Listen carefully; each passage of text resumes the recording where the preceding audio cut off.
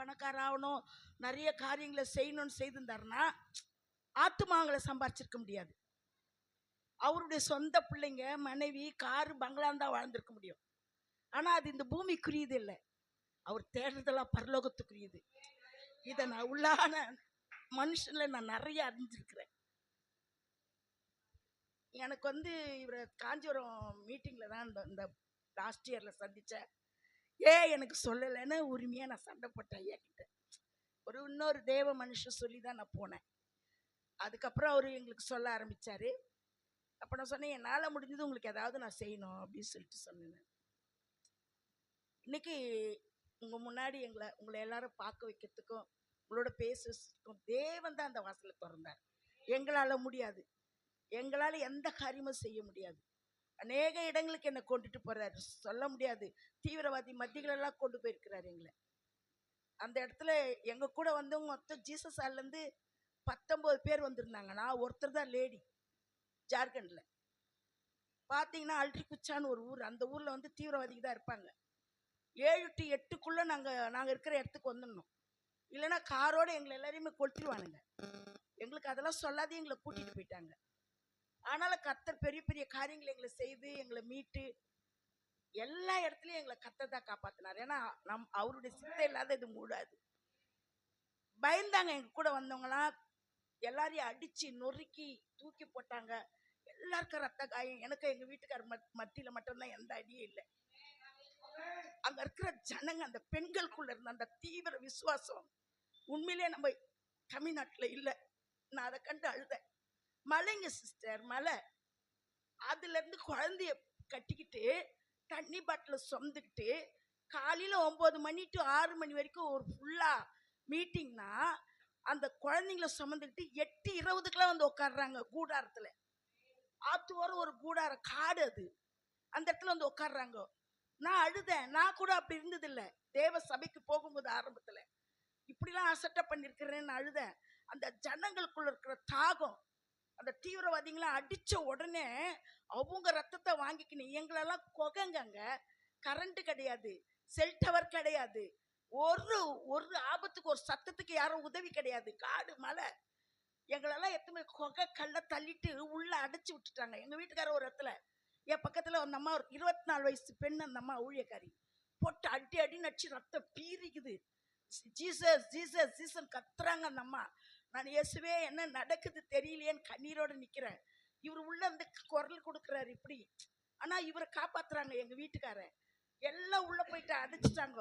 அப்புறமா அந்த அம்மா என்னை இட்டு போய் கள்ளத்தள்ளி அடிச்சுட்டு, உங்களுக்காக எங்க ஜீவன் போட்டோம், எங்களை தேடி அங்கிருந்து இவ்வளவு தூரம் வந்தீங்களே, நாங்க எங்க ஜீவனை கொடுத்து உங்களை மீட்போம், நீங்க உள்ள இருங்க பார்த்துக்கலாம் அப்படின்னு அந்த அம்மா. 24 வயசு பெண்மணி, ஒரு ஊழியக்காரமா. அவங்க பையன் செல்லுல இப்படி எடுத்துட்டு இருந்தாங்க. ஒரு 18 வயசு பையன் செல்ல உடைச்சு அவன் வயிற்றிலேயே அடிச்சாங்க. ஒரு தட்டி இவ்வளவு நீட்டி விடாக்குறோம். குழந்தை இயேசுவே இயேசுவேன்னு கத்துச்சு.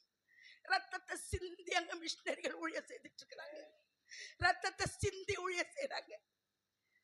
8 மணி நேரம் நாங்க குகையில இருந்தோம். தண்ணி கிடையாது, பாத்ரூம் போக முடியாது. வந்த ஊழியக்காரலாம் எல்லாம் ரத்தம் ஊத்துது, துணியை வச்சு அமைக்கினுக்குறாங்க. ஆண்டுகிட்ட ஜெபம் பண்ண அழகான ஒரு சொன்னார் ஒரு வார்த்தை, தேவ தூதரை கொண்டு உங்களை மீட்டு எடுப்பேன்.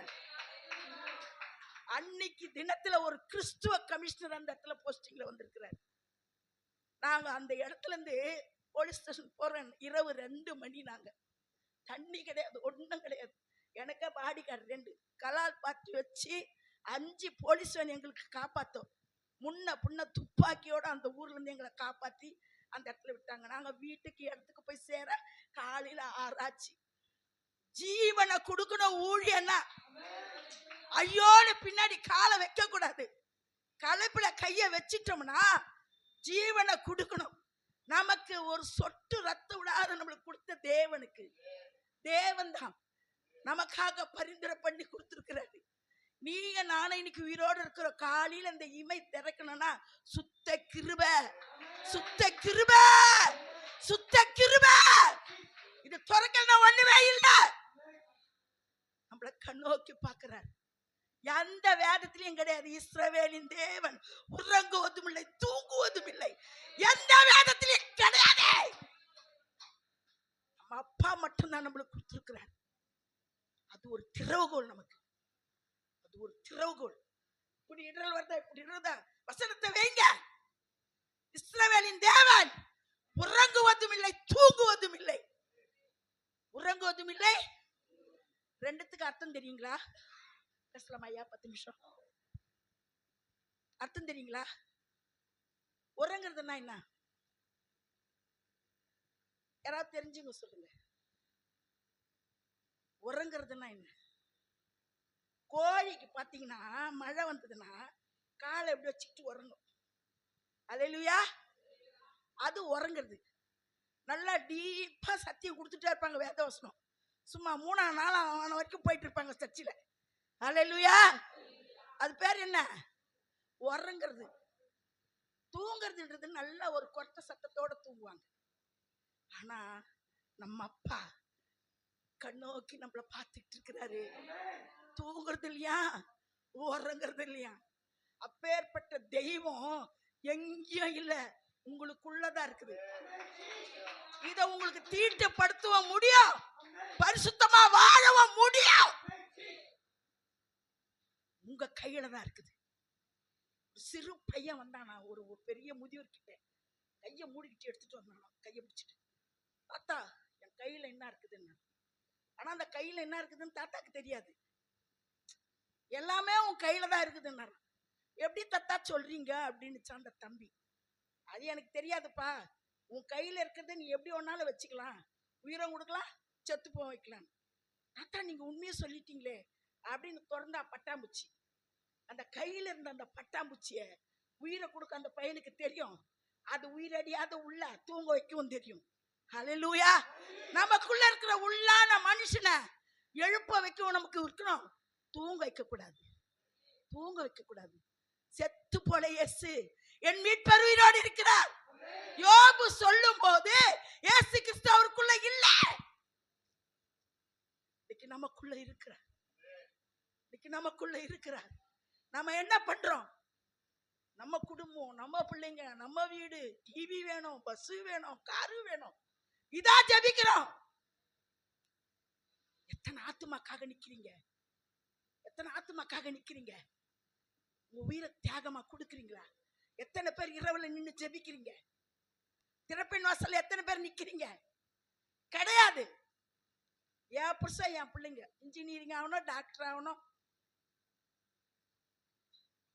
எல்லாரை விட பெண்களை நிறைய தெரிந்து கொண்டார் இயேசு. அவர் கூட கூட அதிகமா போனதே பெண்கள் தான்.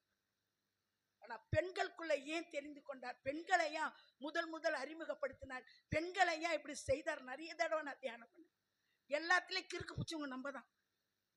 அதனால கிடி போட்டு பிடிச்சிருக்கிறார் நம்மள. ஹல்லேலூயா, ஹல்லேலூயா. ஆமா, பாருங்க, புதிய ஏற்பாடு 27 புக் இருக்குது. ஒரு பெண்களை குறித்து ஒரு புக் இல்ல. பழைய ஏற்பாட்டுல பெண்களுக்கு எந்த இடமே இல்ல. ரூத் எஸ்தர் புக் இருக்கே. ஹல்லேலூயா. ரூத் ஒரு மோவாபிய பொண்ணு. யூத ஜனத்தை கல்யாணம் பண்ண முடியாது. இன்னைக்கு நாமளும் நீங்களும் அவரை மணவாளனா ஏத்துக்கணும்னா அன்னைக்கு ஒரு ரூத் வரணும், ஒரு ரூத் வரணும். அதான் சபை. எஸ்தர் யூத பொண்ணு, அவரு புறஜாதி. ஆனா எஸ்தருக்கு எங்குமே புக்ல பேர் ஒரே ஒரு இடத்துல தான் இருக்குது. ஆனா ரூத்துக்கு மத்தியால கூட எழுதி வச்சிருக்கிறார். அவ ஒரு அசிங்கமான பொண்ணு. அந்த குடும்ப அசிங்கம் 10 வருஷம் 10 தலைமுறைக்கு தள்ளி வச்சிட்டார் ஆண்டவர். ஆனா அந்த இடத்துல தான் இயேசு கிறிஸ்து முத்தா நமக்குள்ள வந்திருக்கிறார். ஒரு பெண்ணை கொண்டுதான் நம்மளை உருவாக்கி இருக்கிறார். நம்மளா எப்படி இருக்கிறோம்? இன்னைக்கு உங்க சொந்த ஜெபத்தை தூக்கி போடுங்க, கர்த்தர்கிட்ட அழுங்க. உங்களுக்கு ஜெபிக்க தெரியல, என்ன பேசணும், ஏது பேசணும்னு கேளுங்க. ஒரு 15 நிமிஷம் உங்களை அப்படியே அழகழிக்கும் மாம்செல்லாம். அதெல்லாம் ஒன்றும் நம்மளை ஒன்றும் பண்ணாது. ஏன்னா அவருடைய ரத்தம் உங்களை மீட்டுடுச்சு. அது உங்களை தீட்டுப்படுத்த அதிகாரம் இல்லை, நீங்க விட்டு கொடுத்தாதான். இச்சை வேறு, இச்சைகள் ஆவி வேறு. இச்சை வேறு, ஆமா, ரெண்டையும் கலந்துக்காதீங்க. நாம விட்டு கொடுக்கணும். போராடுங்க. ஒரு 7 நாளைக்கு போராடிட்டீங்கன்னா அதுக்கப்புறம் அந்த டைமை நீங்க விட்டு கொடுக்க முடியாது. அந்த இடத்துல ஒரு ஒளி வந்துகிட்டே இருக்கும். நீங்க போய் அங்க உட்காந்துருவீங்க. 7 நாள் விடாப்படியா உட்காருங்க. அட ஜபமே வரல, உட்காருங்க. ஒருபோதும் உங்களை விட மாட்டார். சபையை குறித்து, அக்கம் பக்கம் குறித்து, உங்களை குறித்து, உங்க குடும்பத்தை குறித்து, வருகிற ஆபத்தை குறித்து எல்லாமே பேசுவார் ஆண்டவர். நமக்குள்ள இருக்கிறவர் பேசாத ஊமை அல்ல, பேசுகிற தேவன். கல்லு மண்ணல்ல, என் மீட்பர் உயிரோடு இருக்கிற தேவன். ஹல்லேலூயா, ஹல்லேலூயா. ஆரணிக்கு என்ன வர சொல்லி இருந்தாங்க போன மாசத்துல. எனக்கு தெரியாது என்ன நடக்க போகுதுன்னு. ஆனா போன வருஷம் ஒரு வார்த்தை வச்சு நான் ஆண்டவர்கிட்ட, என்ன டாடி அவன் போகணும், அதா பண்றான், இதா பண்றான், அப்படி பண்றான், இப்படி பண்றான். விக்கிரக கோயில் எதிரோ, தெருவா இருக்கட்டும், எதுவா இருக்கட்டும், உங்க சித்த இல்லாத என் மேல கத்திப்படாது.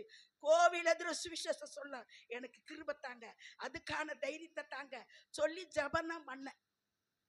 நினைச்சு கூட பார்க்கல. ஆரணியில காலையில போய் மெசேஜ் கொடுத்தேன். ஈவினிங் பார்த்தா ஒரு ஊரு வடுகு சாத்தின் பெரிய கோயில் பூஜை நடந்துகிட்டு இருக்குது.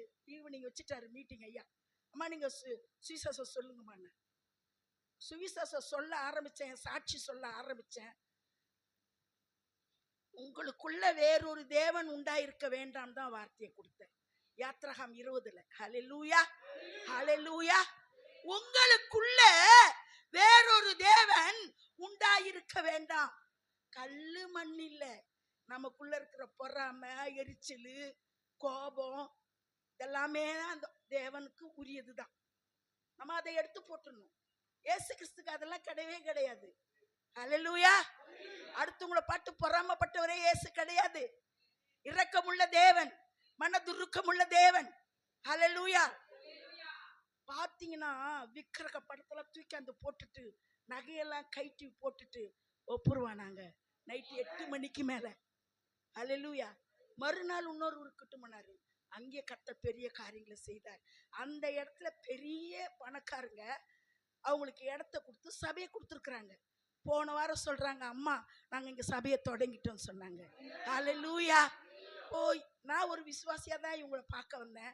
அன்னைக்கு ஒரு வெறி எனக்குள்ள இருந்தது. ஏன் உங்களுக்குள்ள இல்ல? கொழுந்து விட்டு எரியணும். போங்க, முடிஞ்ச அளவு தெருவா போங்க, சுவிசேஷம் சொல்லுங்க. யாரும் நம்மள ஒண்ணும் பண்ண முடியாது. கர்த்தர் நம்மோட இருக்கிறார். ஒரு வாரத்துக்கு, ஒரு மாசத்துக்காவது ஒரு ஆட்டுக்குட்டி தூக்கி அந்த சபையில போடுங்க.